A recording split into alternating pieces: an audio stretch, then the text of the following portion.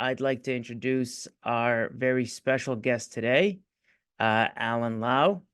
Allen is the Hong Kong-born, Canadian entrepreneur who's the co-founder of Two Small Fish Ventures, an early-stage venture capital firm that invests globally in early-stage transformative tech companies.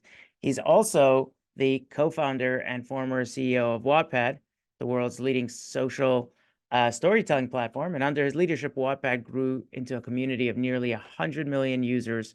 And there's been countless Wattpad stories that have gone on to become blockbuster movies, Netflix hits, Emmy-nominated television series, and best-selling books around the world. And then ultimately, Allen sold Wattpad in a transaction valued more than $840 million Canadian, which was one of the largest tech acquisitions in Canada. Allen is also a member of the Council of Canadian Innovators. He sits on the board of the Toronto International Film Festival and Mars Discovery District. And Toronto Life has twice named Allen among the top 50 most influential people. And with all of those wonderful achievements, I suspect his greatest source of pride is probably still his remarkable wife, Eva, and his two daughters. Ladies and gentlemen, it gives me great pleasure and honor to welcome the one and only Allen Lau to Lunch with Legends. Allen, thank you for joining us. Thank you for inviting me. Yeah, no, we're delighted to have you, and I'd love to dive right in, and maybe we'll start at the beginning. So I mumbled earlier that you immigrated to Canada from Hong Kong. Maybe you could share with us just what prompted that migration and how that experience shaped you, your family, your character, your perspective, what have you. Yeah, I was days before my 19th birthday, and for context, at that time, at least in Hong Kong, you have to be 21 years old to be an adult. So I'm kind of tagging along. It's the parents' decision. It wasn't really my decision. At the same time, my mom's side already came here in the 70s. So to me, it's not a matter of whether I should come, it's a matter of when. I guess the interesting part is I finished high school in Hong Kong. I came here, I went straight into university. As a 19-year-old, not saying I didn't speak English or could not write in English, but still, it's in a way, it's a new language. It's a new first language for me. Culturally, very, very different. One in the East and one in the West. My personality is quite introverted. I'm changing. I'm improving, I would say. But I would say in the first few years, I've focused on studying rather than mingling to get assimilated, for lack of a better term. And I think that's in a way, if I were to do it again, I probably should be socializing with people a little bit more early on.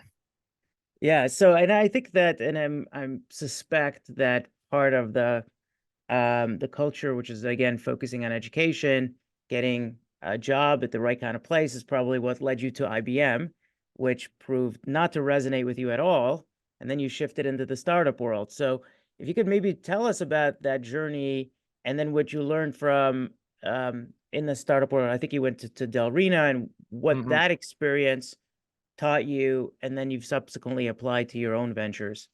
Yeah, for context, I met my wife Eva when we both study in U of T engineering.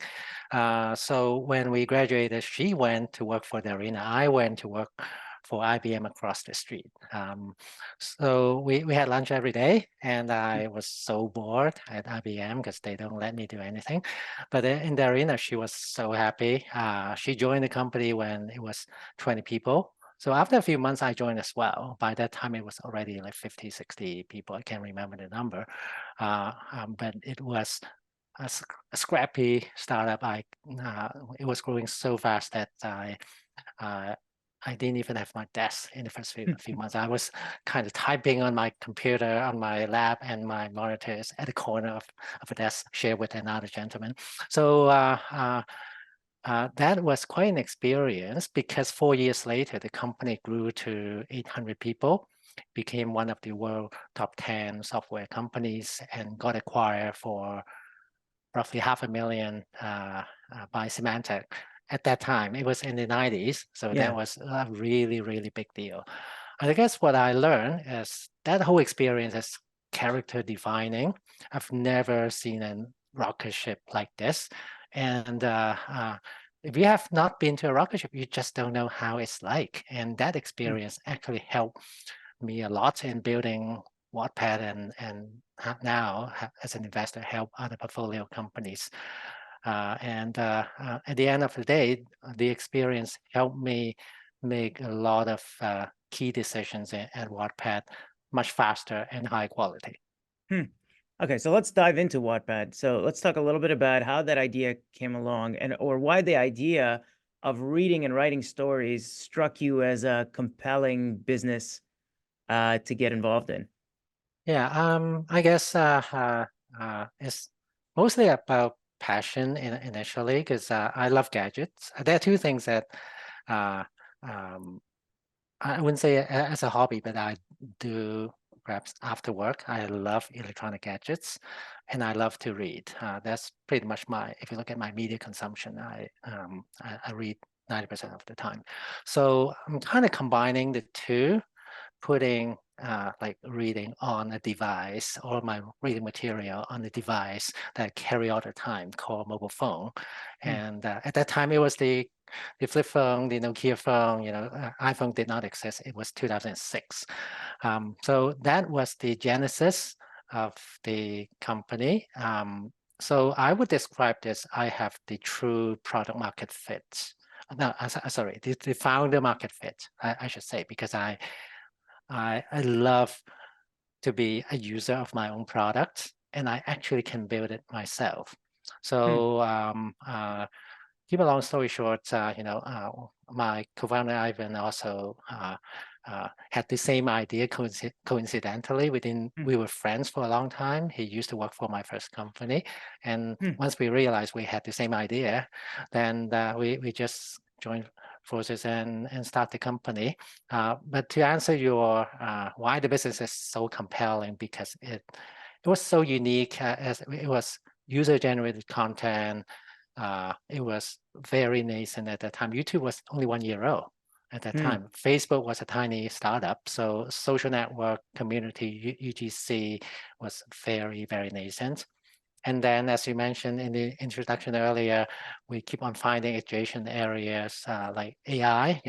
We use Hmm. AI to find amazing stories. Starting more than a decade ago, we were one of the first companies that hire data scientists to use AI to as a prediction for story trends, for Hmm. example, and then eventually leverage the explosion of streaming and find the adjacent area getting into the movie business. There's a lot packed into what I just said. But if you are interested in how we disrupt the whole thing, the whole market, Harvard Business School actually did a case study on us. So Hmm. feel free to check it out. Wow, interesting. Well, so okay, I mean, the kind of AI you employed, which is again seeing trends, a little different than some of the AI technologies that have emerged more recently, Mhm. generative Mhm. AI, most specifically. So Yep. I would love to understand, like, when you think about the evolution and future of content, right? Mhm. With Chat GPT, I guess a Mhm. lot of people would be wondering where AI content creation starts and human value at ends and so on and so forth.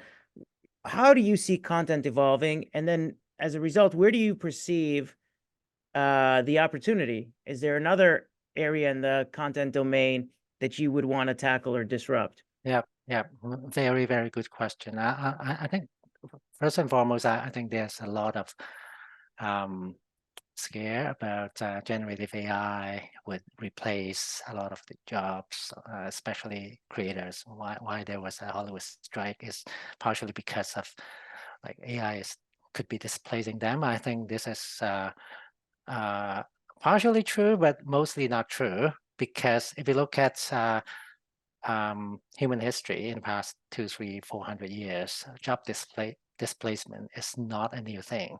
The most popular job 100 years ago was repairing this steam engine. Good luck finding a job like Hmm. that today. And another example would be calculator does not eliminate accountants. We have more accountants than ever on the planet, right? Spreadsheet did not do that either. But I would say a lot of the tools, including generative AI, they actually turn human into superheroes. They made us so much more productive. For example, ChatGPT, in a way, it's like you have 1,000 interns working for you. Rather than replacing you, you still have to make the final decision. You still have to polish a lot of that if they write for you. So I don't think we need to worry too much about that. But we, as human, we have to up our game. But I would also share one fun fact before I talk about what's next.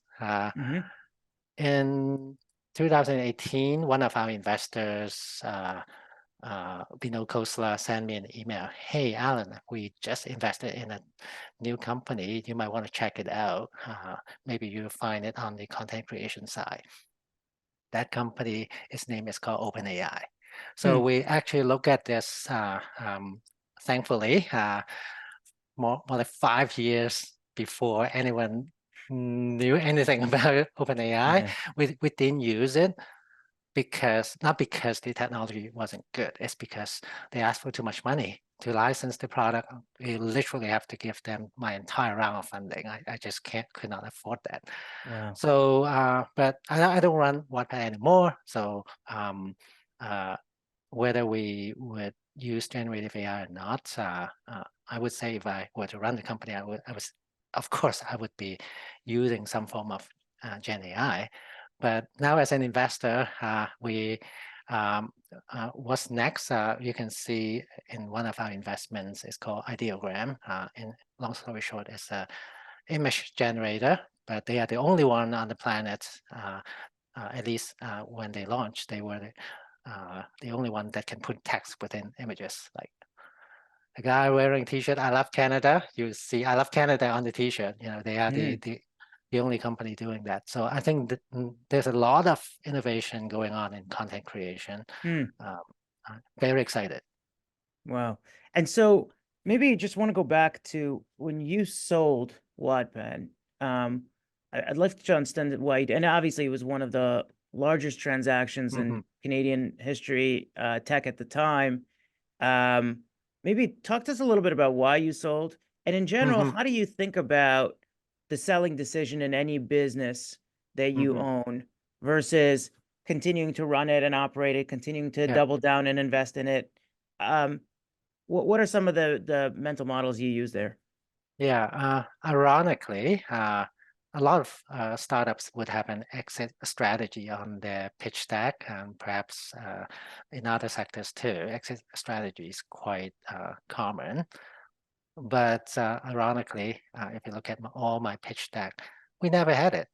Our focus was build a great business, and we have the optionality of perhaps sell, perhaps IPO, perhaps other form of exits. And we actually did that because in 2001 we were self-sustaining. Unlike many tech startups, we were actually at least break even, if not profitable. Growth rate was very high, so we could IPO, we could raise another growth round to turbocharge the movie business, which might require a lot of capital. We could do nothing and just keep going, and just happened to an inbound offer came in. And then we were thinking, well, let's see what the market is like, and perhaps we could learn a few things or two. We don't have to sell.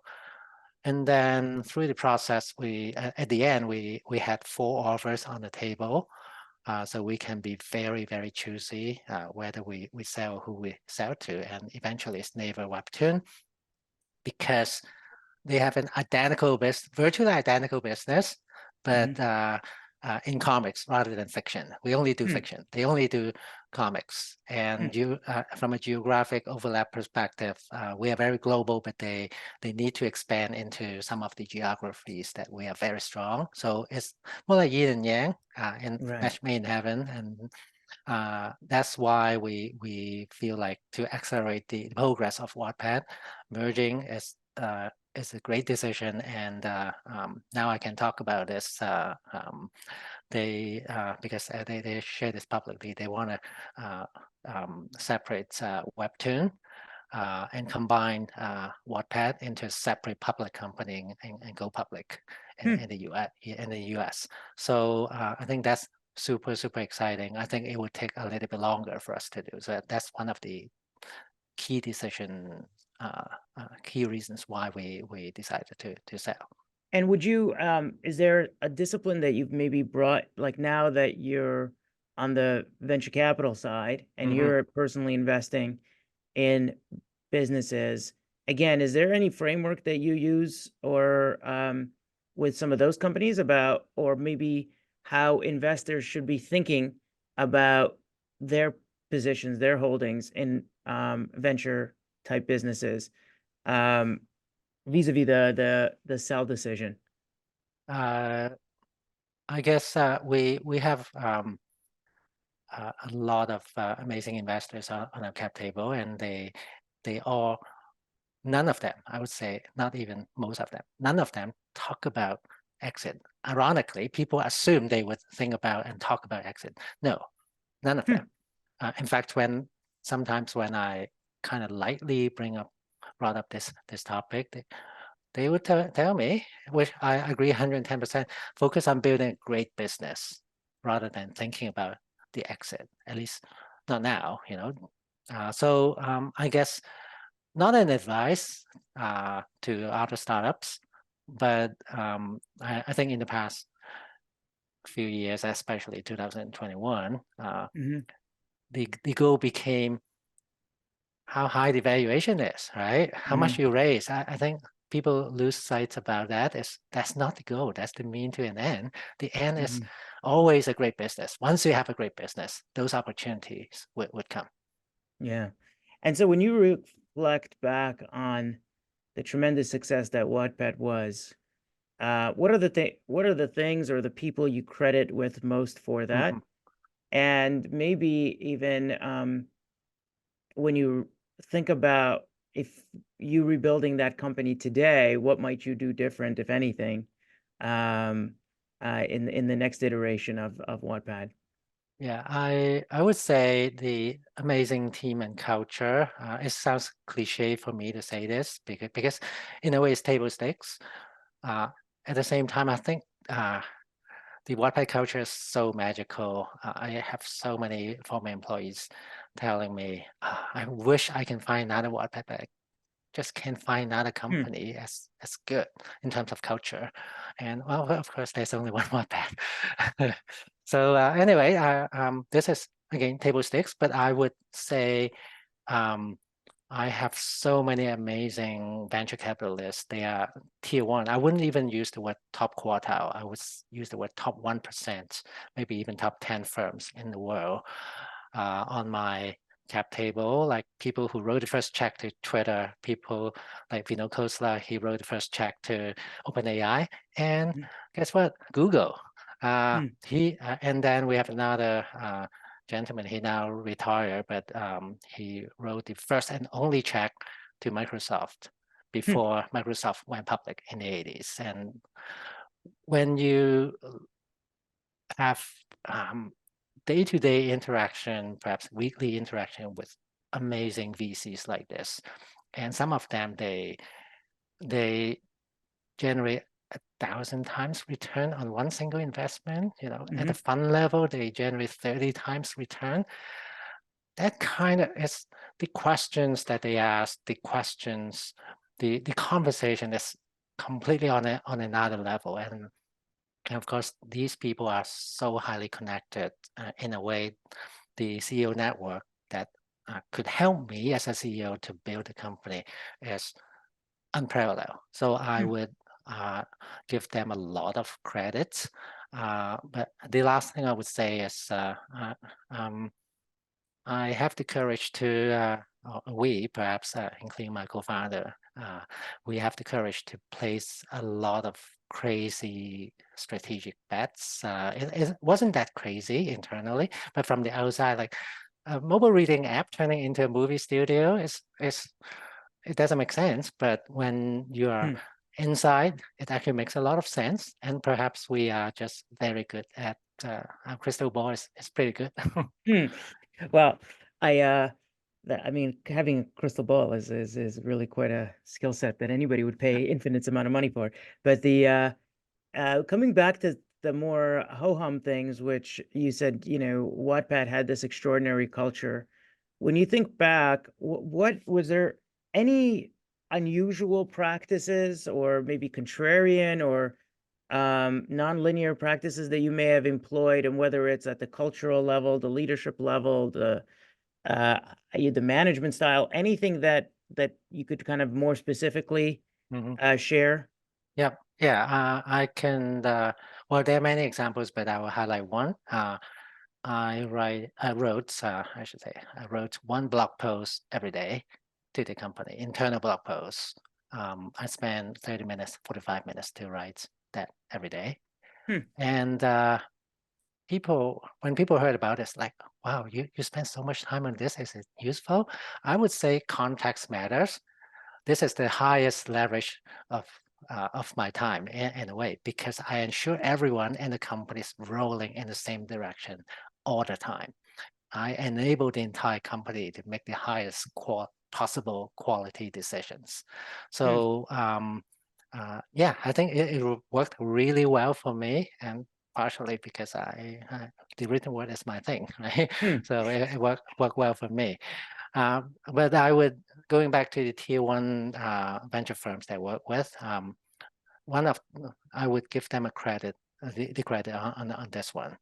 A lot of the perhaps other investors or other people, they ask me the revenue question, how much revenue you generate, and the one of our major investors, Unit Square Ventures, they asked me, Alan, you should reduce your revenue to zero because the ads on your product is too intrusive. It was the user experience wasn't great enough, and now your number one goal at this stage, at Series A or C or Series B, even. Your number one goal is grow the user base. Once you have that user base, you lock up the entire market. No one can catch you. Then you have a million ways to monetize. So this is very, very counterintuitive, but in a way, it was the right call. Absolutely the right call. So what does So that mean? That means that he suggested that you stop your revenue acquisition, like your customer acquisition or efforts, yeah. or you actually like stop taking in revenue, like. Well, we have one source of revenue at that time. It was Series A. We use advertisement, but the advertisement is so intrusive. Intrusive. Oh, I Users see. Got it. complain about that, Got it. so it actually is lower. Could potentially lower our growth. So I see. that's the reason of asking us to Got turn off our revenue. Yeah. Okay. Yeah. Otherwise, now I understand that that would have been in any other context the first time in history that a venture capitalist had shut down the revenue. Uh, yeah. Okay. No, that's great. And so when you think about all these phenomenal people that you've interacted with, and Vinod Khosla, obviously we know him well Mhm. as investors in Khosla Ventures, and uh, tremendous individuals that you mentioned all across the board. What was the most profound lessons that you learned both from the Wattpad journey and perhaps the people that you were wise enough to surround yourself with? Yeah, I think surround yourself with the best people, not just good people, the best possible, and continuously up that game. The best people might be the right people for you today, but a year from now, you might need to level up. Uh, so I think that's a lesson I learned. And now I could probably like summarize it in a single sentence when I talk to my portfolio CEOs. Uh, If you, for a fast-paced company CEO, you have to make sure yourself is unrecognizable every 2 years because it's going so fast. You have to learn so fast. You have to change so fast. what worked for you yesterday would not work for you tomorrow. So you have to up your game really quickly all the time. Mhm. And I think this is one thing I learned. And I would say perhaps that also, I spent 15 years of my life as the CEO and co-founder of Wattpad. I did two other companies before. One was a strikeout, one was a single, and then Wattpad was a home run. So now I realize post-exit, I would say innovations and entrepreneurship are the two things I really care the most. I still have so much fire in the belly, and in fact, after recovering for a couple of years, after stepping down as CEO for 2 years now, I still have so much desire to when I want to back the next category of creators Hmm. in the startup world and turn them into iconic companies. Okay, so that will be a perfect segue to the company you and your wife Eva founded, which is again Two Small Fish Ventures, where you're obviously now an operating partner. Maybe could you share with us the story of how and why you guys built this firm, and also just the significance of the name, Two Small Fish Ventures, and what's distinctive about the business or your approach to venture capital? Yeah. So, well, first of all, the name, two fish and five loaves of bread, the Bible story, it multiplies. So, the reason, of course, we want to seed, we want to help multiply, add that multiplying effect to as many startups and help them scale as much as possible. So for context, Eva also, she wasn't the co-founder of Wattpad, but she joined us as employee number one when we were struggling. So she helped us scale from tens of thousands of users to tens of millions before she left and started Two Small Fish. So she is the general partner. She's the GP of the firm. I'm more like the operating partner. And when I say operating partner, I think for those who are in PE would understand this. They go into the company and help the company most of the time. I don't operate for the company. We have 40 companies in our portfolio. But I was like the parent taking care of 40 kids. It's like running a daycare center. I'm very, very busy helping them scale. And I think this is my unique superpower because I think in Canada, very few, in fact, ChatGPT confirmed, I'm the only operating partner in a VC firm. And I would also say I might be the only one. This one I'm not too sure, as at least more recent. I'm the only engineer turned CEO, turned entrepreneur, turned CEO, then turned investor. So I do have some unique perspective that I can help uniquely with the portfolio companies. Interesting. And so when you take that to the let's get a little more granular. When you take that to your investing approach, what do you see as kind of the key differentiators between how Two Small Fish Ventures invests and how you might see other early stage venture capitalists investing? Yeah, we do see stage. We're usually the first institutional checks. We don't invest in idea. You have to have at least a beta product because we are engineers, we are product people. The entire firm, we also have not just Eva and I, we are the founding data scientist at Wattpad 10 years ago when we hired him, built all the AI stuff for us. He's now also a partner. His name is Brandon. He joined us 3 years ago. So all three are engineers, product people, operator, and business people now. And for sure, I also have the CEO experience. So we look at potential investments very, very differently because we have the ability to look under the hood. No offense to the people with the finance background, but for the companies that we look at, usually the financial spreadsheet is very simple. It's all empty. It's all zeros. They are pre-revenue. So, so we look at the product, look at the code, use our crystal ball ability to see whether this product, this is the key part, whether this product can actually change behavior. When I say change behavior, would that eliminate one department in your company, completely upend your workflow, completely creating new values that otherwise would not be possible? Of course, there are big business, good business that can be just business optimizer, like automate this by 20%. You can extract a lot of value in that, but usually those companies, it's much harder to be defensible because for obvious reasons, for those companies, you can attract, there's not enough moats. The moat perhaps is in the sales, which is okay, but for us, we look at technology moats that similar to Wattpad. Once we become the winner take all, it can be the winner. Back to our investment thesis, areas of focus is mainly AI, protocols, and sustainable computing.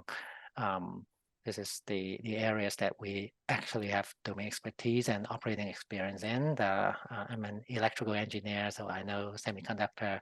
Eva used to work for ATI, now AMD. Brandon used to work for NVIDIA. So we know both software and hardware really well. So finding those category creators, because we go in early, we get that potential 10x. And if we see the change in behavior, that's another hidden 10x in there. So before we write a check, we need to have that 100x conviction. $1 in, about $100 out. Wattpad did it for our angel investor, over 100x return to them. And we have quite a few portfolio companies in that range as well. So it's not just a theory. We've done it.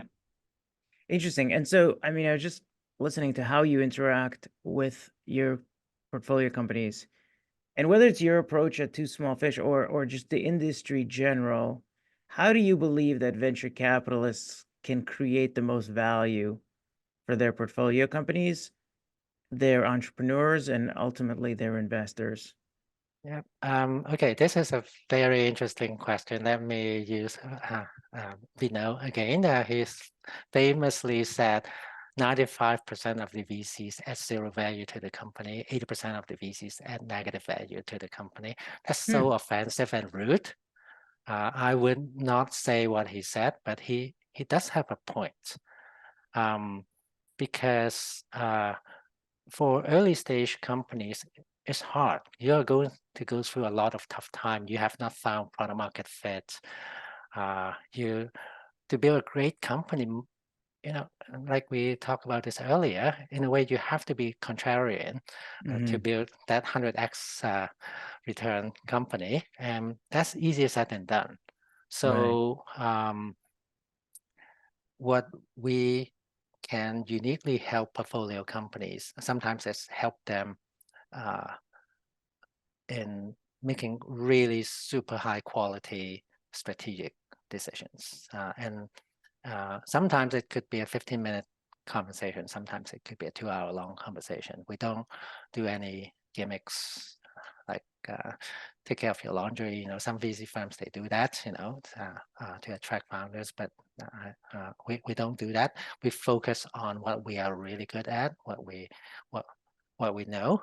And a lot of that is through our former operating experience. We've done this. We've seen this problem 5 times. These are 5 potential solutions. At least I narrow it down to a multiple choice of 5 rather than starting from a blank sheet of paper. So yeah, we focus on the high impact stuff.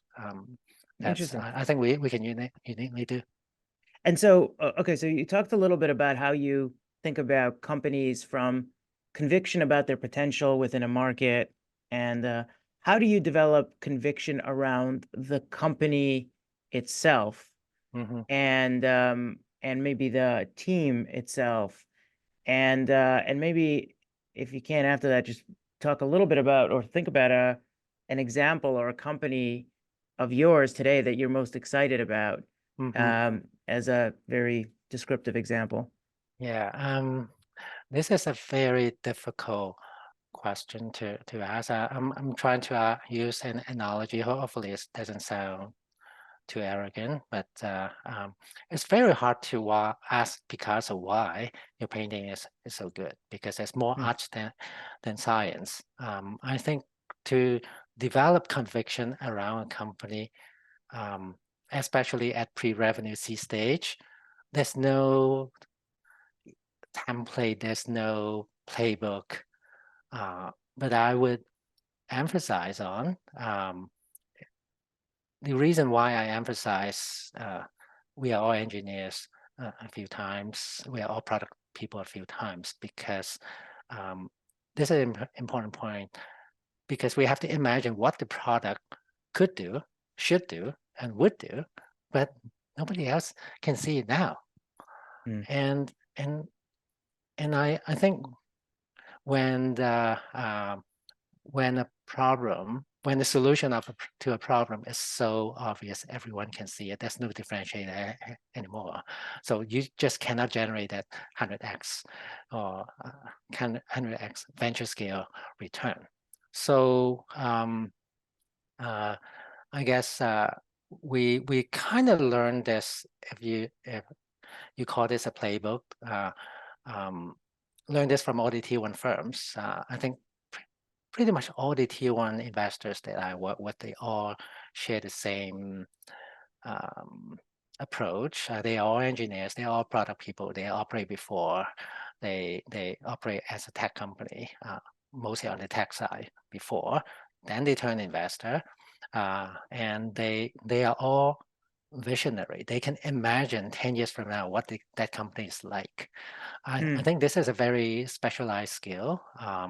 Not a lot of people can possess that. But I would say this is how we assess the company. But in terms of back to your question about what companies that we are very excited. One company is called Cyanite. They are a semiconductor company based in Edmonton. They are doing really well, but I cannot share too much about what they do. All I can say, well, they would kill me if I share too much, but they are building a 3D chip company. What I mean by that um, is if you look at house, they don't pack a lot of people because a house is only two floors. But if you want to pack a lot of people in per square foot, build a tall building, you could pack a lot of more people. So they are building very unique technology to do that. They could Hmm. be the next NVIDIA. I didn't say this. One of the follow-on investors start to see. We wrote the first check, but some of the later stage investors start to see this as the next Hmm. NVIDIA. We have a quite recent investment, Ideogram. They like I mentioned earlier, they are an image generator, but they can uniquely put text within images. They just launched 90 days ago. We are talking about millions of users already. Hmm. You can Google it. I'm not allowed to Wow. share, but yeah, just Google the evaluation. That's all I can say. Wow. Wow. Interesting. And I want to go back to something, and I know this may sound benign, but like you and Eva, right, strike me as kind of like a power couple. And there's tremendous overlap in your vocational and personal endeavors. Um, I guess, how do you do it? What does your dinner table conversation look like? How do you not tire of that? What are some of the challenges and opportunities that introduces? We'd just love to hear your take on that. Yeah, the around the dining table, I think our daughters picked it up too. Sometimes we just couldn't help. We talk about deal flow or AI or different layers in semiconductor talk to each other.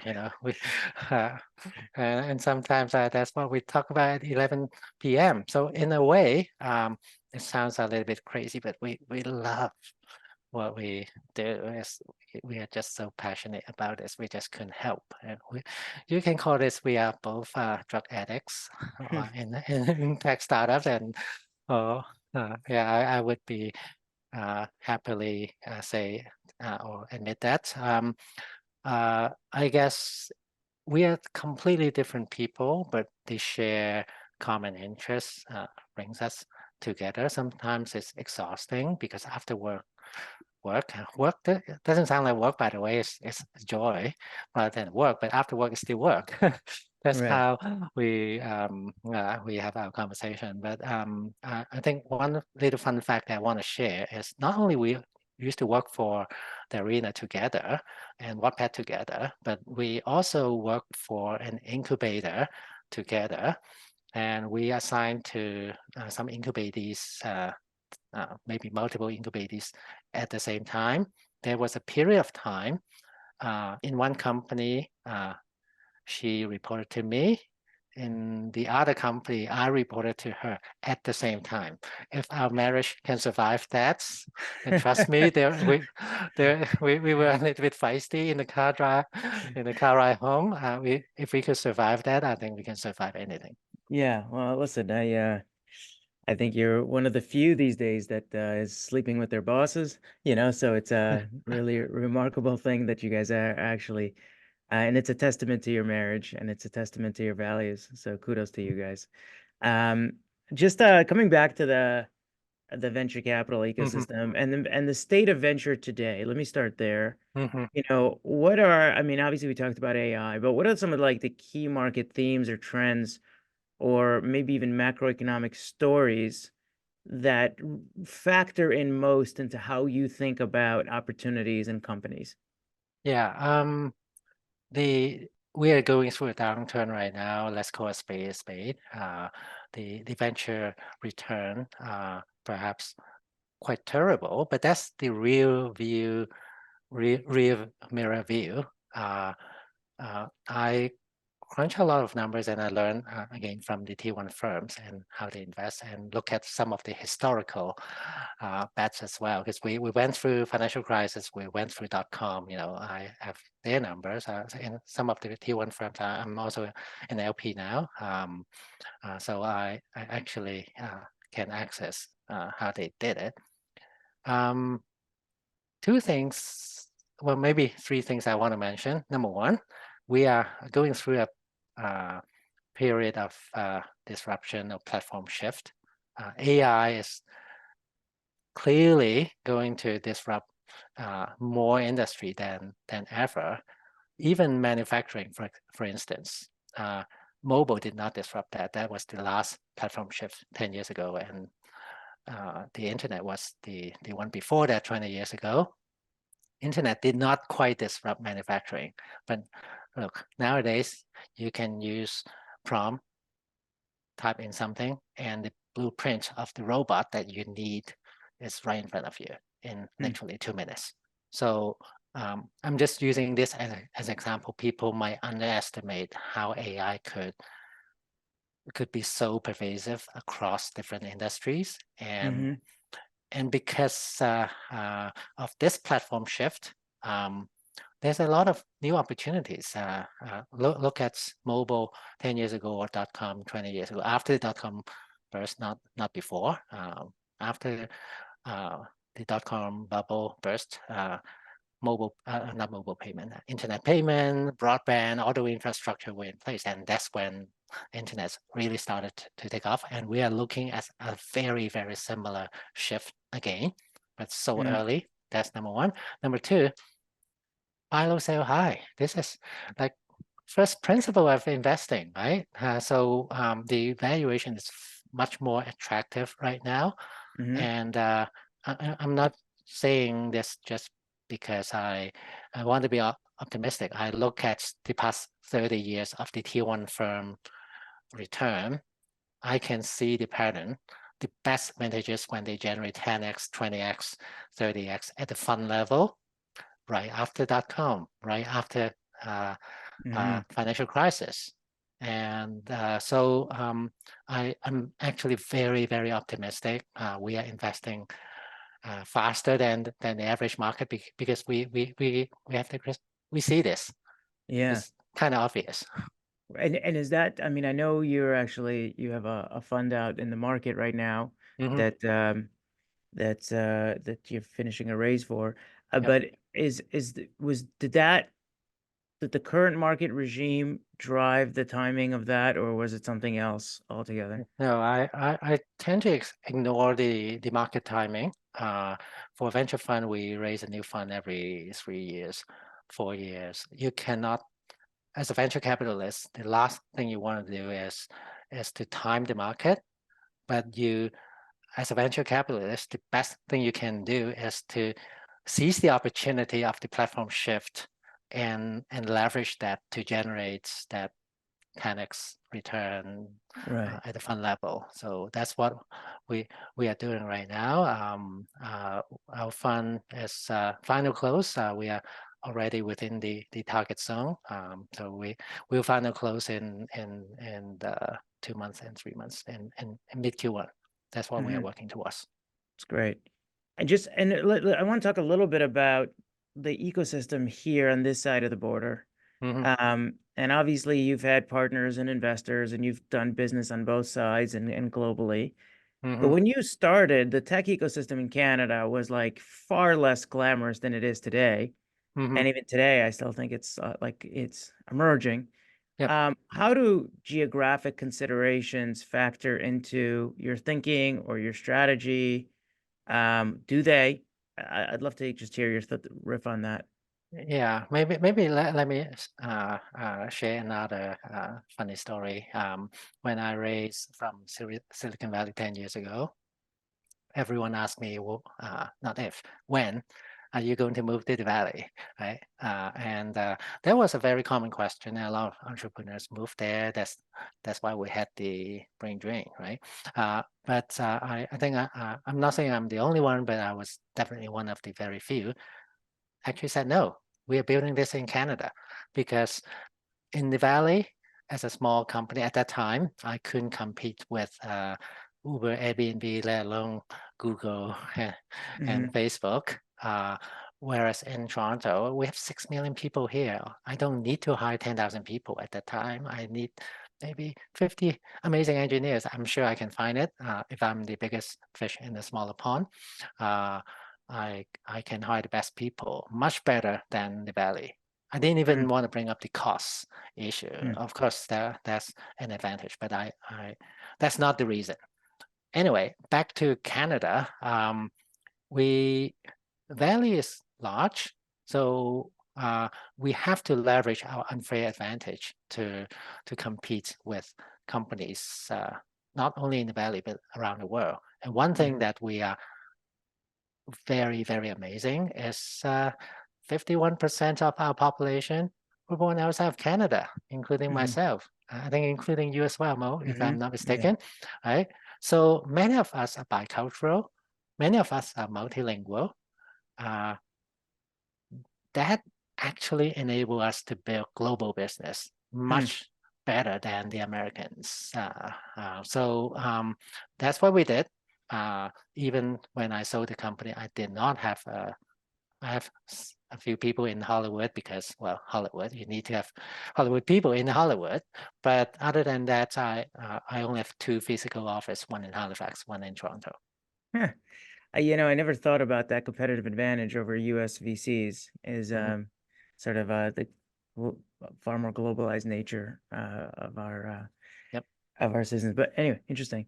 Mm. Let me ask you, just because I think a lot, earlier we talked about what gives you that conviction in great companies, and you've talked a little bit about that. That's like an art form, and there's an Mhm. art and a science to it, and Mhm. talked a little bit about the art. Um, how do you, when you think about the risk side of the equation, okay, what is the process or approach or philosophy that you employ to risk management? And what are the biggest risks that you are paying attention to or trying to handicap when you are um, looking at investing in companies for your portfolio? Mhm. Yeah, of course we have to look at the risk. But I would highlights, I think in general, Canadians are a little bit too risk adverse. What I Mm-hmm. mean by that is, of course, we have to uh, um, think about risk. It's not like we are crazy people. To, as a venture capitalist, we think about risk all the time. But two things I want to say. This is another thing I learned from the tier one VCs. You think about the downside. If it's you lose $1, but if the upside can give you $100, by all means, you should go for it. Right? It's actually quite obvious. Of course, Mathematically. mathematically, right? Mm-hmm. So if 50% chance downside, 50% chance upside, but you can generate 10x, 100x, makes sense. So that's why Silicon Valley is Silicon Valley today. Of course, there's some culture that I don't quite like, but in terms of how they calculate risk, uh, it's quite different culturally, very different than Canadian. Canadians, when you have risk, oh, I'm already back off halfway already. So I think this is something we try to we learn a lot from the tier one VCs and try to emulate. I would also say as a VC, individual investment, of course, is risky. In fact, for early stage VC, even tier one VCs, 80% of the portfolio would go to zero, 20%, the 100x, 10x in the 20% would drive all the return. That's how it works. Right. Another way to put it, if you gamble, of course you might lose money, but if you are the house, it's not gambling. It's a Mm-hmm. business. You do this systematically, systematically, then you win all the time. And that's why the tier one VCs, if you look at the return, I can share some numbers in the bad vintages, they still generate 5x return or more. In the really good vintages, like what we are looking at right now, because of the platform shift and the macro environment, 20x, Hmm. 30x, 50x at the fund level, not individual companies. Right. So Right. I think when you're when you're at the house, it's not gambling. Right. It's a Right. business. No, it's a great framework. And so when you think about it, obviously you've done a lot more right than wrong over the years and you've had these massive successes. But when you think about some of the mistakes that you've made and that were most instructive to you, what are some of those mistakes that come to mind? And maybe even what do you wish you knew when you started investing in VC that you know now? Yeah. So I think my biggest gap, I kind of touch on this, is I'm quite introverted and I hate to brag. Uh, when I talk about globally number one on Netflix or 100 million users, I cringe. Yeah, Mm, it takes me a lot of energy to say this, even because mm-hmm, sometimes I just don't want to talk about this. I prefer let the result do the talking. mm-hmm, But I also learned it the hard way. I realized that the result will not talk by itself. I mm, have to tell other people that too. So I'm trying to find the right balance to perhaps humble brag, but I mm. always try to back it up with facts. So I'm improving. I'm trying to find that right balance, but I think that's my own personal limitation. But back to what I learned or what I wish I knew is the amount of time that I spend on um, perhaps educating potential LPs is too strong a word, but keep them informed how venture capital works, how the math works. We're not gambling. Mm-hmm. It's a real business that we can predictably generate high return. I'm kind of surprised. I wish I knew I needed to spend so much time, especially in Canada. Most of the venture pension funds or trusts or foundation, they actually have zero asset allocation in venture. And Mm, whereas in the US, 10%, 15% is the norm. So I think right. if um, this is something that I kind of learned it the hard way. And so maybe because all of today's, I mean, thankfully we don't have institutions or on this call, but we will have and do have family offices and ultra high net worth investors. What parting advice might you give others who are investing in venture or um, thinking about investing in venture that you think is most important for them to know, other than the things we've already covered? Yeah. I'm also running my own family office. I'm kind of try to do it myself for my own learning because I have to. I'm a strong believer of to learn something you have to do it yourself at least for a period of time. So I think for the family offices, uh, speaking as an asset allocator as well, I only do asset allocation. Other than Too Small Fish, I don't do any direct investment, including public stock. Everything I do is a portfolio. Hmm. And um, uh, the lack of direct investment outside of Too Small Fish is also avoid any potential conflict. I don't even want to think about this. But anyway, back to your question. Uh, um, I wish more family offices would understand VC is not PE. They have very different asset classes. The way they work are different. Of course, they are all both are private. They are equity, but they are not the same. So to you can actually generate much higher return without taking much risk because venture is an asset class that you can generate 10x return potentially, but the downside is quite protected. So having some allocation, and I think this is the key takeaway, um, learn about this asset class and have some allocation in it. And over time, you would feel much more comfortable. And this is your alpha. So in a way, you doing this properly, you can generate higher return without lowering your risk profile. That's great. Just to maybe close it off, we have maybe 30 seconds, 60 seconds Yeah. here. Mhm. Just final question. Just Yeah. when you've achieved so much, you've done so much, like when you think about legacy, what does Mhm. that mean to you? And maybe if you think about your ultimate tombstone, Yeah. what would you want them to write on it? Yeah.